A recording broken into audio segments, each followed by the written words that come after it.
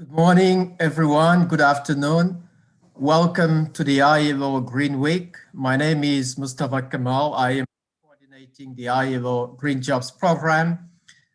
Today's session is about how can a just transition work for workers and the private sector. And we have a conversation with real economy actors. We are pleased and privileged to have the International Organization of Employers and the International Trade Union Confederation as the host of this session. I am pleased to welcome and introduce my colleagues Lene Olsen, a Senior Program and Operations Specialist at the Bureau for Workers' Activities, and José-Louis Viveros, Employers Activity Officer at the Bureau for Employers' Activities, who are going to be moderating the session. I would like to invite all participants to engage in the discussion using the question and answer function and not the chat function, please. Finally, I'm pleased to inform that this session is being streamed live through LinkedIn. Without any further ado, I would like to turn to Lene and José-Louis and invite them to take us through the session. Thank you so much and looking forward to a very engaging session. Thank you, Mustafa. Welcome, everyone. I'm delighted to co-moderate this session with my colleague, Lene Olsen. We have a great session today with two distinguished speakers. I would like to introduce Ms. Sharon Varro, General Secretary of the International Trade Union Confederation, a position she has held since 2010. Ms. Varro has also served as a member of the governing body of the ILO and a member of the Stakeholder Council of the Global Reporting Initiative. She serves as workers' representative in several climate initiatives, including the International Advisory Board of the Climate Action for Jobs initiative. Ms. Sharon Varro, welcome to this session. Thank you. I also have the privilege to introduce Mr. Roberto Suarez Santos, Secretary General of the International Organization of Employers, a position he holds since 2018, after having served as Deputy Secretary General of the IOE since 2012. Mr. Suarez Santos brings a wealth of experience in international business affairs, comparative labor policies, and labor relations. He's also the employer's representative in a number of high-level initiatives, including the Climate Action for Jobs initiative. Mr. Roberto Suarez, welcome to this event. Without further ado, let's get this conversation started. Dear Lene, over to you. Thank you, José-Louis, and welcome to the panelists and all the attendees. We have seen that the COVID-19 pandemic has resulted in a brief dip in carbon dioxide emissions. However, we also see that the world is still heading for a temperature rise in excess of 3 degrees Celsius this century. And this is far beyond the Paris Agreement goals of limiting global warming to well below 2 degrees, and of course pursuing an increase pursuing 1.5 degrees, which we know is explained in the UNEP emission gap report from 2020. That report that provides a yearly review of the differences between where greenhouse emissions are predicted to be in 2030 and where they should be to avoid the worst impacts of climate change. So, given the scale and the urgency that we are seeing of environmental and climate change, I would like to ask our two panelists, what are the challenges and opportunities faced both by workers and employers organizations? And I would like to start with you, Sharon Varro. What are the challenges and opportunities faced by workers organizations? Well, I think, first of all, you're right, Lene, that we're in a race against time. None of us would have welcomed the disruption of climate change into our world, but in fact, it is already causing loss of lives and livelihoods. And I heard this phrase this week that says the devastations of COVID is just a dress rehearsal for the actual increasing climate events, the major weather events that are causing so much destruction. So we know that there are no jobs on a dead planet, that it is about actually building jobs on a living planet for people. It's not the planet that we are actually struggling to protect. It's actually a living environment for humanity itself. So if we have to get to net zero by 2050 to give us a fighting chance at stability, and we have to do half of that job by 2030, then the challenges are enormous. Every sector must transition.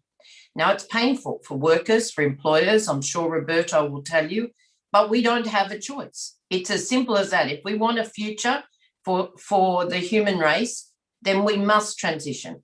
So as painful as it is to tell workers and employers, I'm sure, but workers in fossil fuels, in heavy industry, in mass transit, in construction, in agriculture, that they have to change the way they work, that energy systems must change, that technologies must change, that the way we think about transport must change.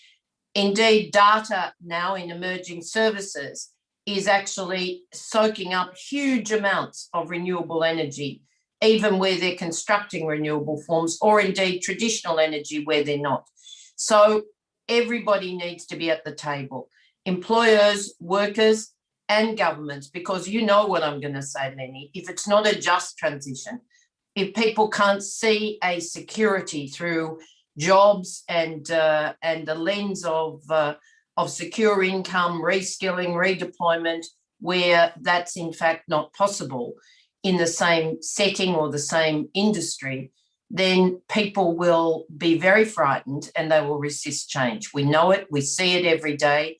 So indeed, employers and unions have a big job to do. One is to actually be at the table to negotiate with governments and employers. And indeed, the other is to make sure that the just transition plans that arise from that social dialogue are well understood and that the mechanisms are there to protect workers and indeed employers to support the change that's so vital. This is the time. I'll just finish by saying to you that if $14 trillion have been spent on securing the economy and workers and employers and health facilities through COVID-19, then it's only a tiny fraction that has actually been spent in terms of a resilient recovery that takes into account people and indeed a sustainable future. We need to do better.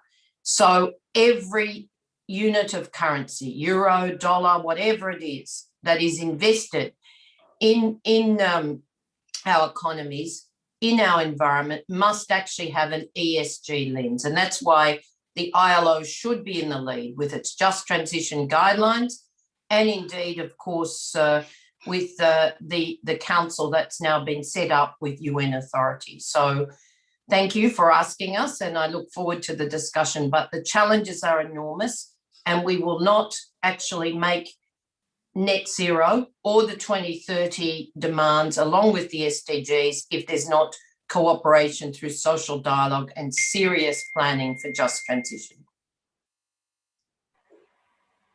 Thank you, Sharon. And indeed, as you say, challenges are enormous, and all sectors have to act. So, Roberto Suarez, what are the challenges and opportunities faced by employers' organization facing these urgency and scale of environmental and climate change? Thank you, Lynn, and thank you for the opportunity also. I think this exchange, it should be more than an exchange. It should be an action-oriented conversation for the coming future in the short term. First of all, I agree with Sharon. There's no choice. I mean,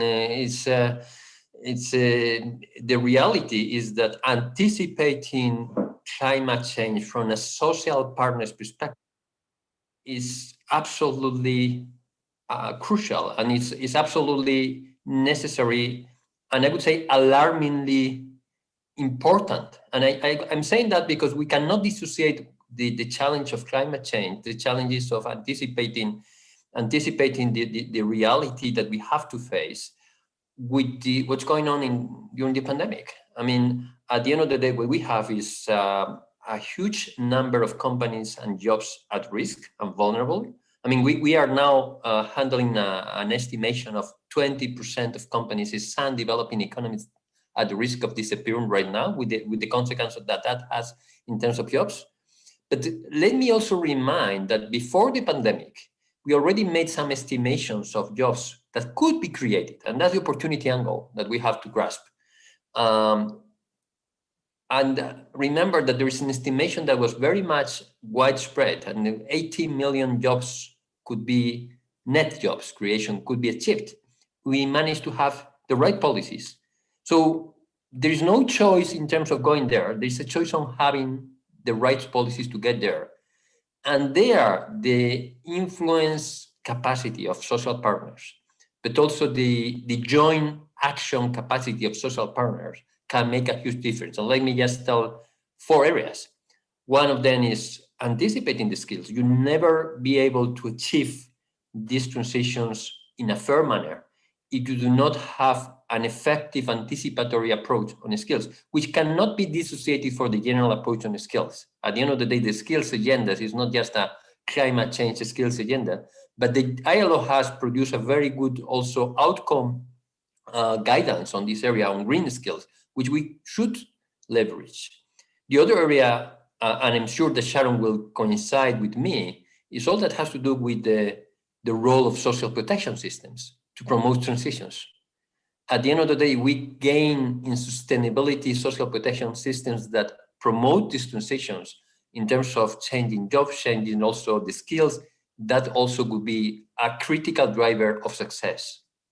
I also want to highlight how important that is that we avoid changes. I mean, at the end of the day, transitions need to be done in a short-term basis, but we need the right stimulus, the right incentives, which is far away from being the case. If we, as social partners, also push on the same direction of having this incentive, this stimulus, we will also be making a good favor to this approach. And finally, we very much insist on the idea of having a good business case, which has also to do with the way individuals behave, with the way consumers behave, and with the way also workers and employers behave. In order to have this business case, there should be a level of awareness, but a level also of behavior, which is still not the case in many areas of the world. So a joint push in terms of having the attitudinal, the attitudes, the behavior, the change, the mentality, would also help also to build a good business case in favor of these trust transitions. So I would stop here, but we'll follow up in this conversation, more action, which could also be worth undertaking in the coming future. Thank you, Roberto. And your final point on having a good business case and increasing the level of awareness. With these points, I go to José Luis for the next question, because I think that leads very well into the next question. José. Yes, thank you, Lene. Employers and business organizations play a key role in raising awareness among the business community about the importance and practical implications of a gradual transition towards a green economy. However, we have seen that these business organizations have been hardly hit as well during this crisis. Roberto Suarez, what are employers and business organizations doing to support their members in becoming green and competitive? Jose Luis, you in the ILO have been working intensively to identify the sensitiveness of business towards climate change risks or related risks. And you have also, together with us in the IOE, been able to identify how growingly important is for companies and for business organizations to anticipate that. In terms of also figures, we can say that there is a much higher number of business organizations, but also of companies, which see the climate-related risk as a top priority, and that's not minor. But again, we have diverse approaches. On one side, we have those developed economies, federations and organizations, business organizations, which are, let me use this word, forced by regulation sometimes. I'm thinking about Europe, which have forcibly to advocate and to anticipate the change. There is no choice in terms of not getting that as a priority. They are very much advanced, I have to say. And we are working with them. I'm thinking about the French employers, the German, those federations are really up on the debate, but also on the anticipatory approach. Then you have developing economies that federations and organizations, which are very much also directly affected because of the direct effect, immediate effect of climate change. And you can think about some organizations in those countries, islands, the Caribbean, even in Bangladesh, where you really see a kind of activism very, very strong on climate change action from our federations. But then, and that's also my message, you see business and employees organizations in developing economies because of many reasons, because of lack of capacity, because of lack of awareness, where still this anticipatory approach is not there. And I have to be very sincere. This is a role to be undertaken by us, by IOE, but also by ILO, to make them not just much more aware, but also much more action-oriented in terms of anticipating what's coming. And we are worried about that. I also want to stress how important it is to have the voice of business coordinated. This is not about picking individual companies, individual global players. We are working also with important multinationals, global players, but at the end of the day, what matters to change the agenda is also to look at the coordinated voice, which will make you a much more nuanced, will provide you a much more nuanced approach in terms of policies that are needed. I'm also thinking about the small and medium companies that are at risk and that are the responsible of more of 80% of the jobs in many economies. So I want to stress how important it is to have the employers and business organizations actively enough and providing a coordinated voice. But again, that also is not an area of action that is channeled in an isolated manner. The role also of these organizations as social partners is key. And that's perhaps a conversation we can have further, and how we together, employers organizations and workers organizations, can really push further the agenda of anticipating climate change policies. Thank you, Roberto. I think you raised a few key points here. At this juncture, enterprise risk management will be more important than ever, particularly for employers and business membership organizations to support their members in becoming more resilient and be ready to cope with the next shock that eventually will come. We know that. Lene, over to you. Yes, thank you. Well, there is a narrative according to which the green transition can deliver more and better jobs. And Roberto Suarez referred to that as well, and had some figures. For instance, he mentioned that it's estimated that 18 million jobs can be created by achieving, for instance, sustainability in the energy sector. And in addition, we see that we could create eventually also 6 million new jobs in the circular economy. So what would make that possible in your view, Sharon Varro?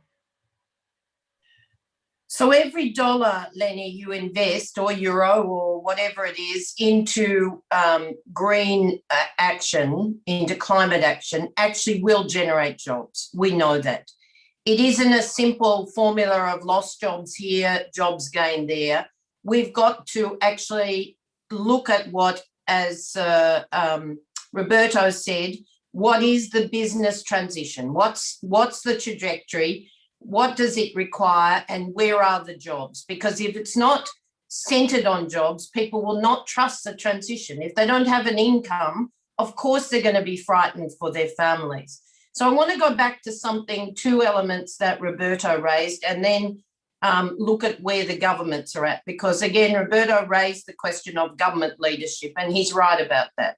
It is too slow. It's not serious enough. Business, when particularly small business, it doesn't have perhaps the motivation or the capacity to drive change because it's not required, is actually caught in the middle of what can only be eventually stranded assets, and that means stranded people and stranded communities. So you know well that we say recovery and resilience must also include a recovery that is a sustainable one. It must be jobs, jobs and jobs, as we've said. They must be climate-friendly jobs with just transition. Roberto touched on skills. Just transition is about very simple measures. It's an agreement around what is the jobs plan. How, where you have displaced workers, can we secure pensions? If workers are in fact not quite at pension age, but opt for retirement early, how do you build a bridge to pensions? How do you secure income for reskilling support and indeed redeployment support so people feel a security to move from either a skills base to another skills base in the same industry or to move across industries?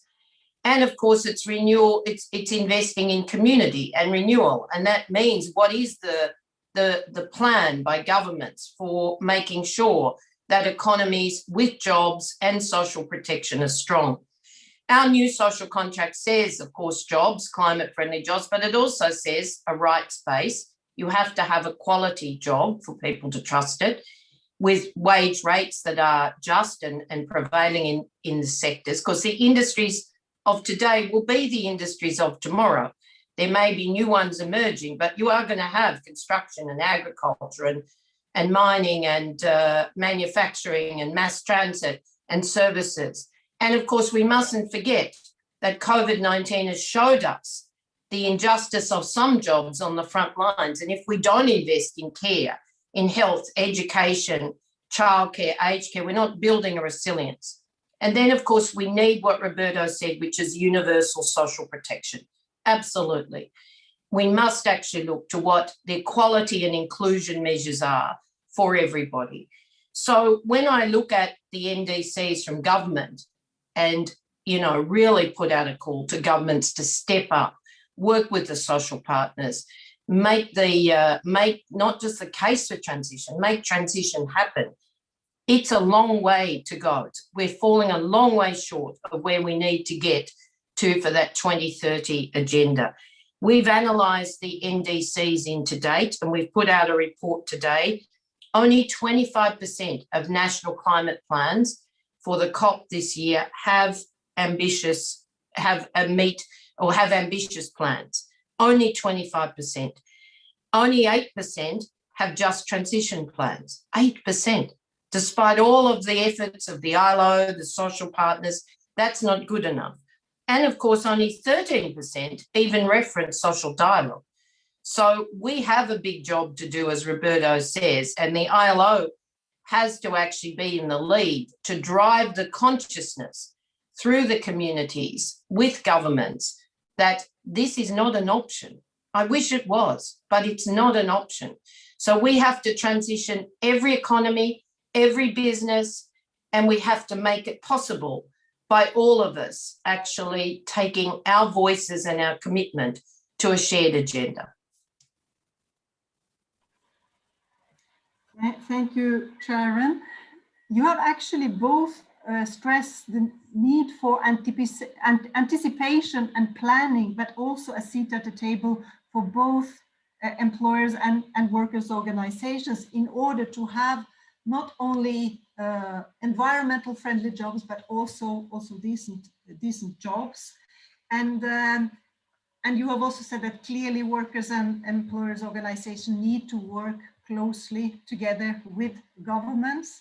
And you referred, Sharon, earlier to the ILO guidelines for a just transition towards environmentally sustainable economies and societies, and that those guidelines, they clearly highlight that social dialogue is a precondition for a just transition. You, Sharon, has given some of your appreciation for such a dialogue, but what can we do to make this dialogue possible? And from your point of view, from a perspective of workers' organizations, you mentioned that still very few NDCs are actually making reference to the use of social dialogue. What can be done to actually improve that? Well, we certainly need to put the challenge to our government members that they have to convene dialogue tables at the national level. And with that mapping, they have to look at where they can actually support business and workers to make the transition.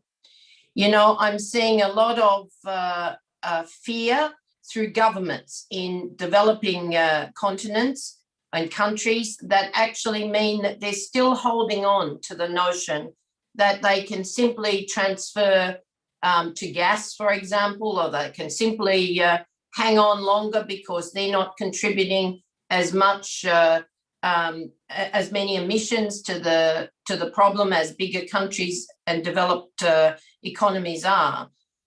That's going to leave them behind again. If we want just development, we have to have national dialogue tables urgently in every country. We have to look at the economy. We have to look at it in the context of the changing outcomes from COVID-19, because the global economy before COVID-19, even with the supply chain rights violations that we so, you know, drastically want to overcome with the ILO Centenary Declaration, that's changed. We are not going to see an economy that is the same as it was before COVID-19. And so when you look at the Centenary Declaration and the agenda coming up for the Congress, for the conference, the ILO conference, then in fact, we need to make sure that it's well understood that there are 4 or 5 or 6 central pillars there. One is, of course, the promise of rights and protections for all workers, irrespective of employment relations. We negotiated them. They are, in fact, of course, fundamental rights. They are occupational health and safety. It's an adequate minimum wage, a wage according to the Constitution and the Convention on which workers and their families can live with dignity. And of course, it's some control over working hours, maximum hours of work. But it's underpinned by universal social protection. It's got a transformative agenda for women, the promise of that, and just transitions for both the climate and technology. We have to integrate this agenda and take those, the call for national dialogue tables and look at recovery and resilience with that integrated lens. It's that simple. And financing is critical. For developed countries, it will, of course, be a combination of debt relief, perhaps the liquidity swaps we hope that have just been agreed through the IMF, but it's got to be about targeted ODA, and it has to be about freeing up fiscal space for the government itself with, indeed, sharing of intellectual property. We won't make this agenda.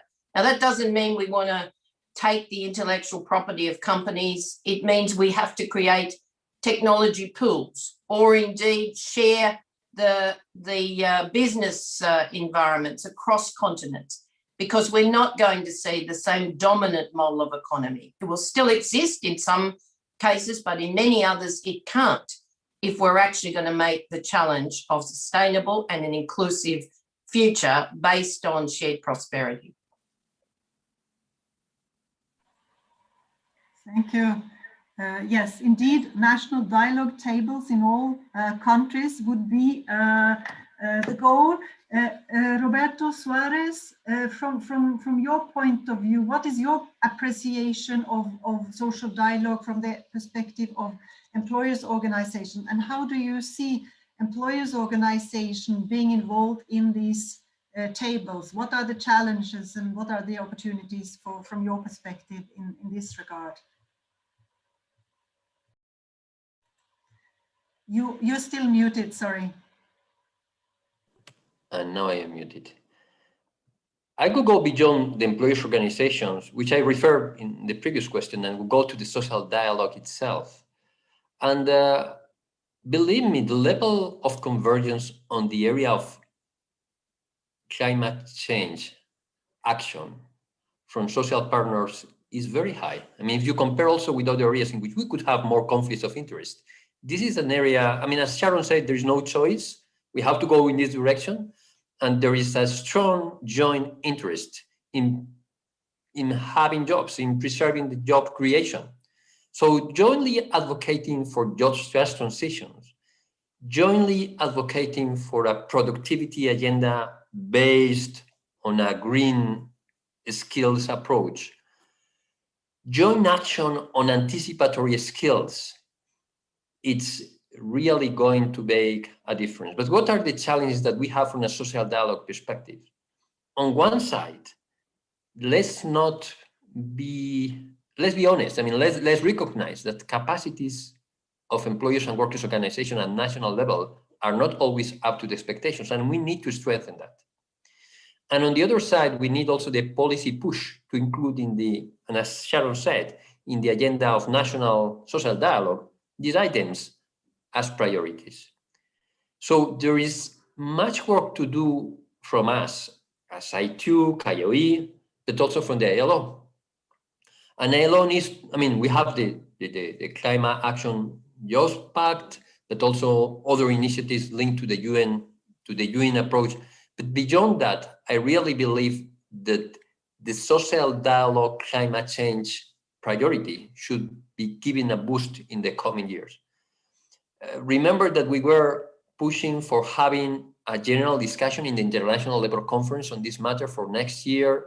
Finally, it's not going to take place, but perhaps the following year we can also include this item again in the agenda in order to strengthen this top priority approach, which will also give some fruits.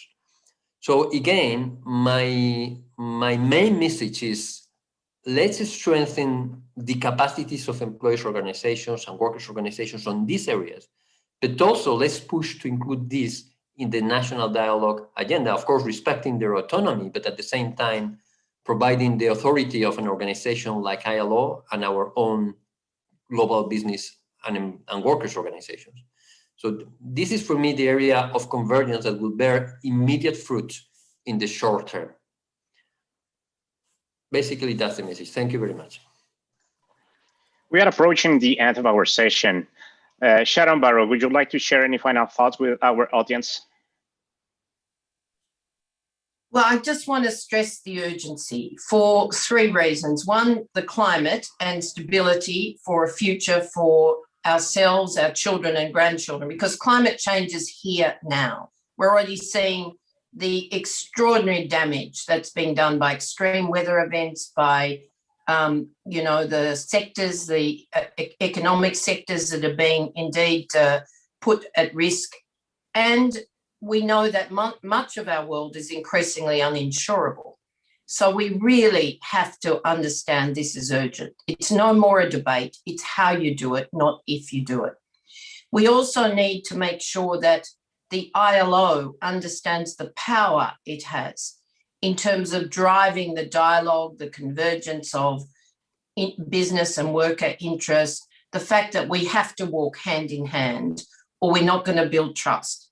And it must be that we call on governments to act. If nothing else coming out of the ILO conference, we must demand that governments heed the call of national dialogue tables, that they look at the convergence of issues in terms of recovery, resilience, and a sustainable future. Because we've got a roadmap in the Centenary Declaration. It covers all of the interests, including investment in the vital areas of resilience, public services, in coherence across the multilateral system. But the ILO is in a position to take the lead, and we must make sure that happens coming out of the ILC, and that governments are working with us to actually look to be really ambitious with just transition in their sights for everybody. Thank you. Roberto Suarez, any final remarks you would like to share? My final remark is linked to the point that Sharon has stressed, the role of the ILO, the leading role that the ILO has to take. There's some initiatives, there's some steps, but still we need a big push to have ILO as it should be. The strength of the tripartism, the strength of an organization which is centenary but has many important achievements in terms of pushing the policy agenda is enormous. And let me also be clear, this is not just about policy discussions, it's about real life of individuals and companies. Sharon, you were in my region, in León. This is a mining region, which is terribly depressed because of the closing of minings. And it's so hard to see how, let me also be clear, how inefficient we have been jointly, not blaming anyone, in promoting transitions towards new alternatives. If we manage to have a big push policy agenda in the ILO, I'm pretty sure that these situations of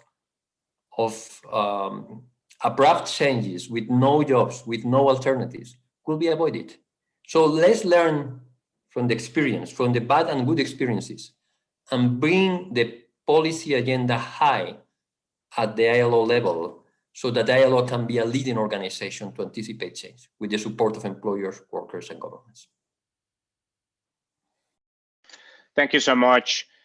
We have received some interesting questions. The first question that I would like to address and ask you is about technology transfer and resources for developing countries. Do you think developed countries have some sort of obligation vis-a-vis developing countries in terms of transfer of technology and/or resources? If not, why should developing countries be prevented from exploring their natural resources? Sharon, would you like to go first? Sure.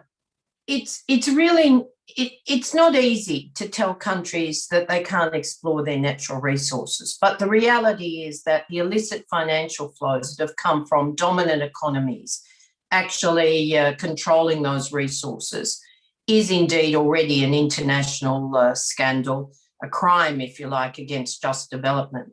So it's not an either or. What we have to do is make sure that we understand that the dominant energy technology, the dominant manufacturing technology, the dominant transport technology has already been shared, but not equitably, in the interests of global corporations. What we need to do is say we need a different development model. We need to actually make sure that if we're going to get to a sustainable future, that every business in a developed country, every industry in a developed country, and all workers have indeed the capacity to shape their own future. And technology is key to that. We already still have, in terms of digitalization, almost 40% of the world's people not connected. Where are they? In poorer countries. We already have 2/3 of the world's people with little or no social protection. Where are they? In developing countries. Where does business struggle? Because they don't have the technology and they don't have the social protection. And where do workers actually get exploited? In poorer countries, but by dominant global economic oligopolies, monopolies, major companies, whatever. We have to think differently. It's not about not having global companies.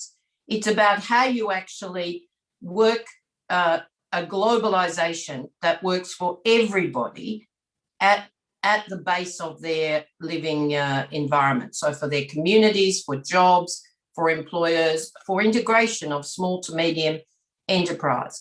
So we do have to think differently. But what I can tell you is we would share technology justly in terms of financial recompense, if that's what people are worried about, but justly if we wanted simply to have a just development model.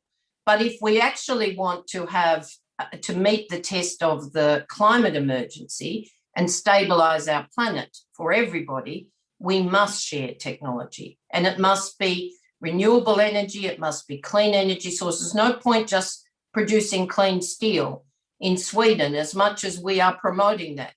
You have to actually share that technology with anybody that's producing steel, aluminium, cement, or any of the heavy manufacturing industries that make it possible for other sectors in construction and transport and agriculture to actually, and automotive to actually exist. So this is an integrated world, and that's why employers and workers across all of the, the corporations, small business, and indeed unions at every level, with sometimes communities, depending on when you're talking about what community plans are, have to be at the table.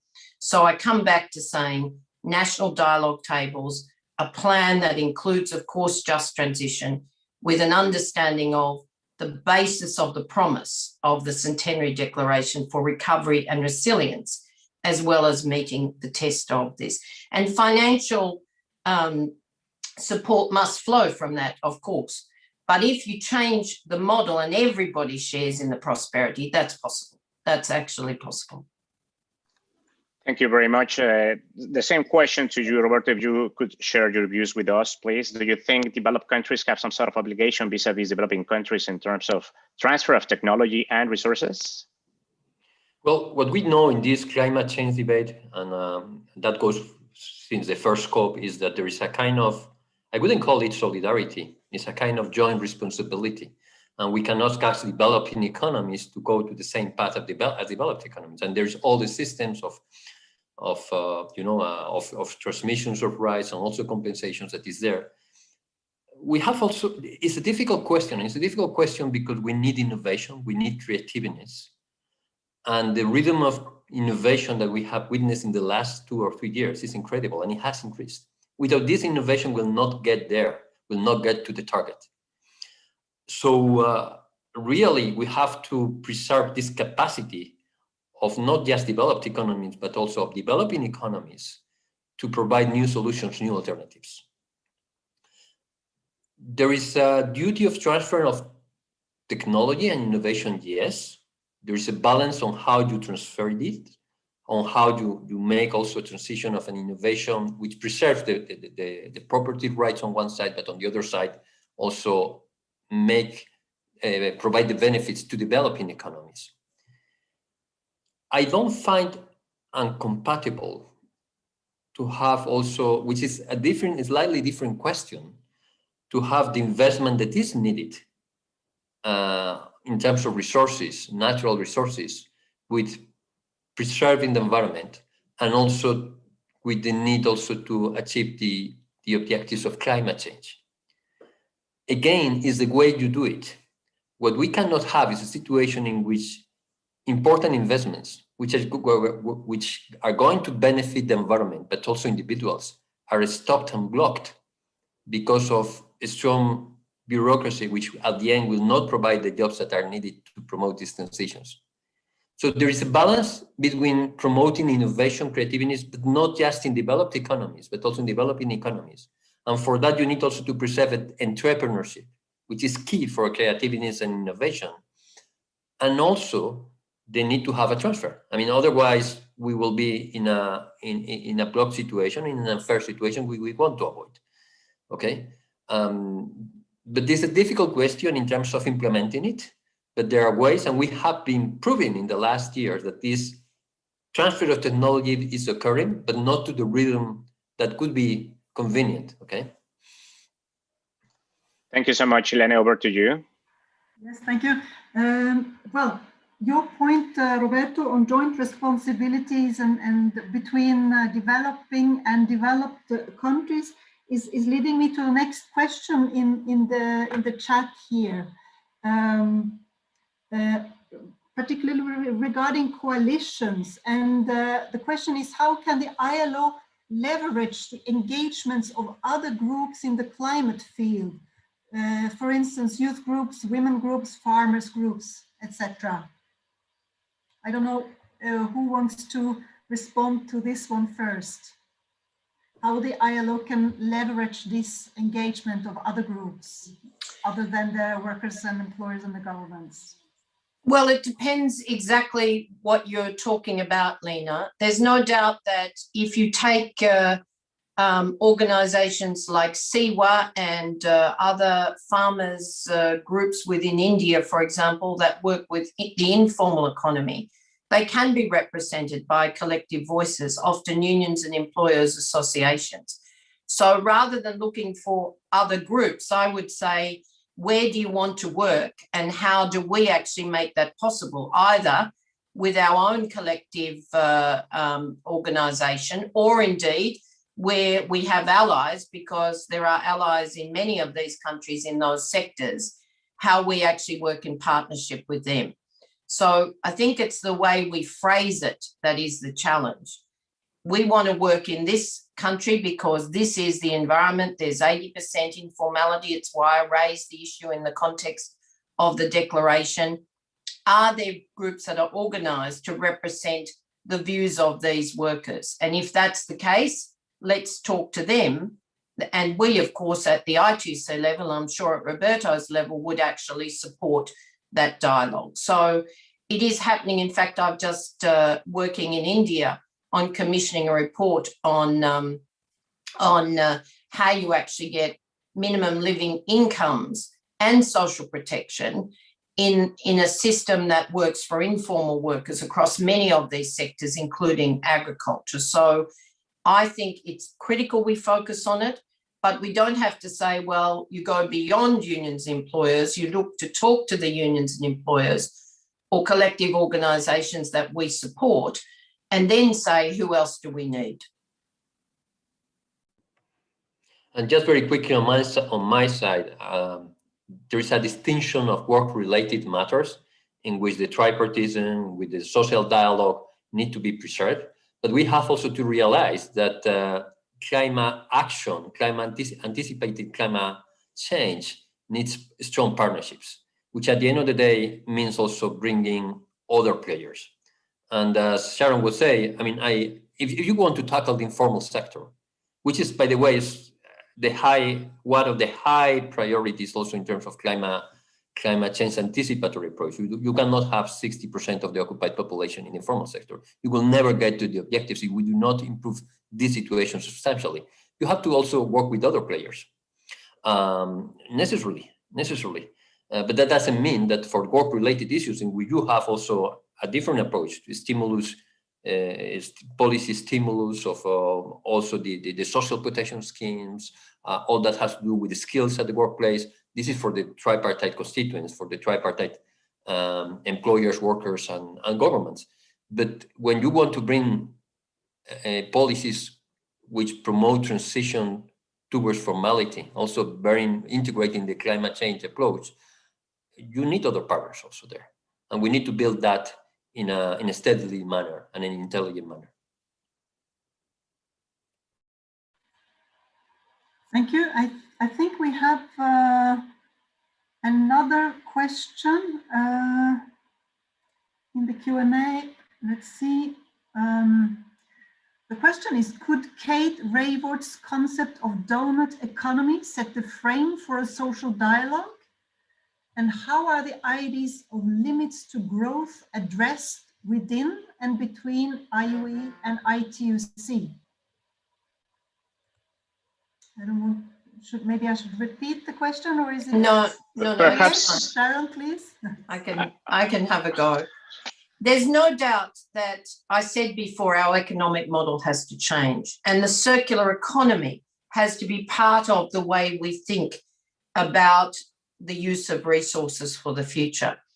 You know, young manufacturers, Roberto's colleagues actually will tell you that in their businesses, if they can't redeploy, reuse or recycle materials, you shouldn't deploy them in the first place. Now that's where the idealistic end of the market is. But there are whole cities, and cities work is incredibly important because, you know, if 40% of emissions emanate from cities, if the bulk of people live in cities, if all of our industries are either located in cities or by demand and supply linked to communities outside of the cities, then we must pay attention to funding livable, sustainable cities. And in that context, then the circular economy is vital. And you can see cities like Oslo, for example, that already have a net zero commitment. They are managing to pretty much live up to the, the recycling, the reuse mantra. And of course, in terms of other major cities in the world, you can look at Los Angeles, you can look at a whole range, Sydney, a whole range of cities around the world that are trying to actually change the way they think about the governance from the mayoral levels. Now, of course, they need our support equally in a collection of industries and workers' unions, as indeed do major national industries or indeed communities. So I would say it is absolutely part of the future. Is the donut model going to serve us better than the current model, which is based on assumptions that we don't ascribe to because it doesn't share prosperity? Then I would say, let's see. But it's certainly, in terms of the circular economy, if that's a model that actually shifts people's thinkings, then it's certainly worth dialogue around. Well, I have to ask this question, which is again a difficult question, referring that the economic growth is needed, and steady economic growth is needed. And again, you need innovation. You need capacity to create. That goes hand in hand with the capacity to grow economically. So just having, planified limits to economic growth, or having, a kind of strong limitation of this steady growth economically will lead to less jobs, to lead to also more informality. And at the end, you will have a situation in which it's much more difficult to achieve the climate change objectives. But can I just having said that,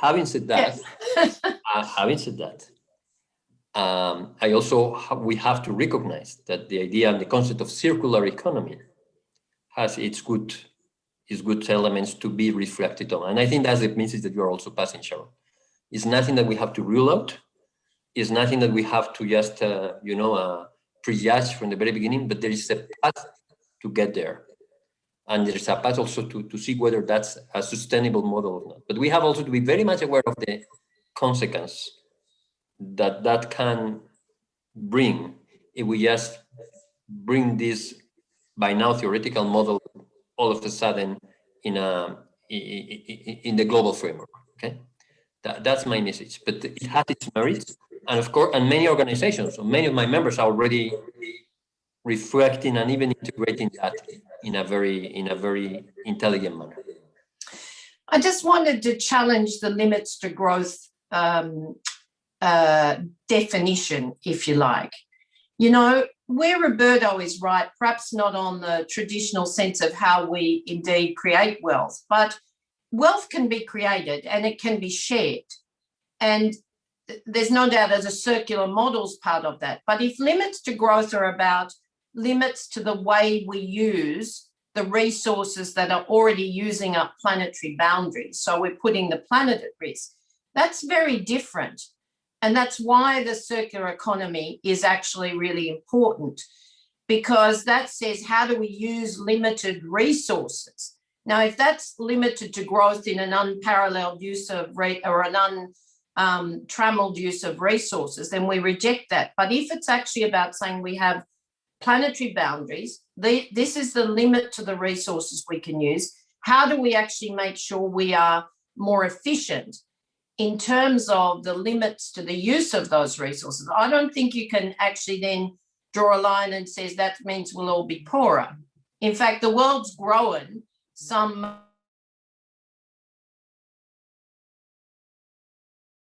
since over the last 30 to 40 years. Labor income shares gone like that. But if we look at shared prosperity for everybody in a sustainable environment with the concepts that come from circular economies at the heart of the way we manage the future, then if that's limits to growth, I'm in. If it says that people can't have, transport, and they can't eat well, and they can't have healthcare, then we have to get beyond that. So I think sometimes people set these up as false dichotomies. Sorry. Thank you. This is certainly a fascinating debate on the type of economic growth model, and we invite you to continue the conversation on this. Unfortunately, we are reaching the end of our session. Would you like to share any final thoughts, Sharon, Roberto?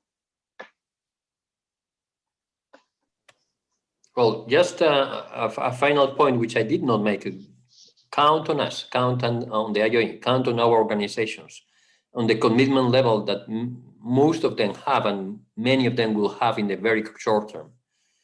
Again, we need to shape the policies. We need to be focused. We need to be much more intelligent in the way we anticipate climate change requirements.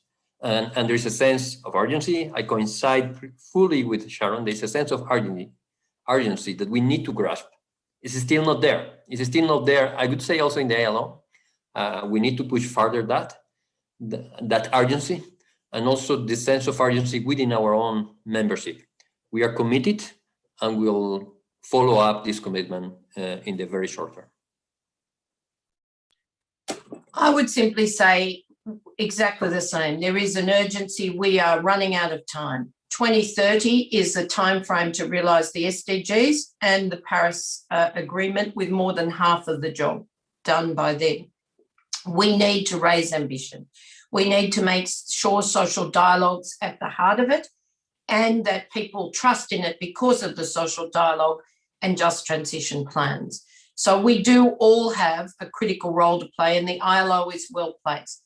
But we also need to use the understandings and the negotiated outcomes from the ILO, like the just transition agreements, to feed into the multilateral rethinking that the UN Secretary General is doing, that others are indeed taking on, in terms of global reform that meets the test of recovery, a new social contract that actually gives jobs and resilience through the ILO framework that's located in the Centenary Declaration. So I want to say that exactly as Roberto said, we have critical responsibility, and we are looking forward to trying to drive that sense of responsibility and urgency through the ILC debate.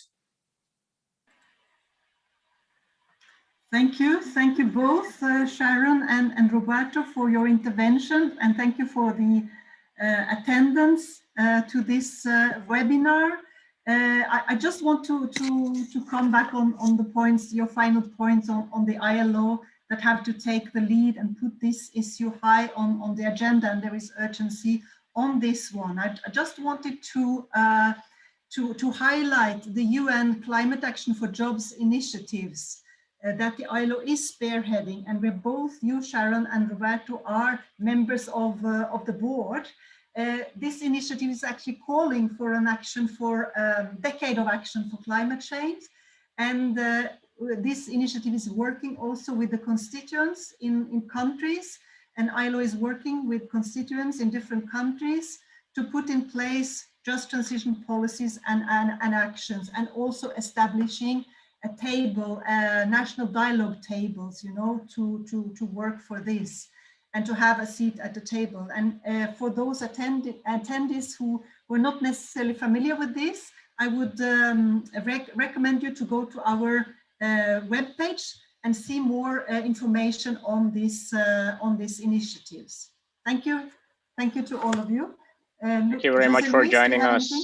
Now, just to thank you both for joining us, and invite our audience to follow the next event, the launch of the Climate Action for Jobs initiative in Africa, which is coming in about an hour. Thank you very much, everybody.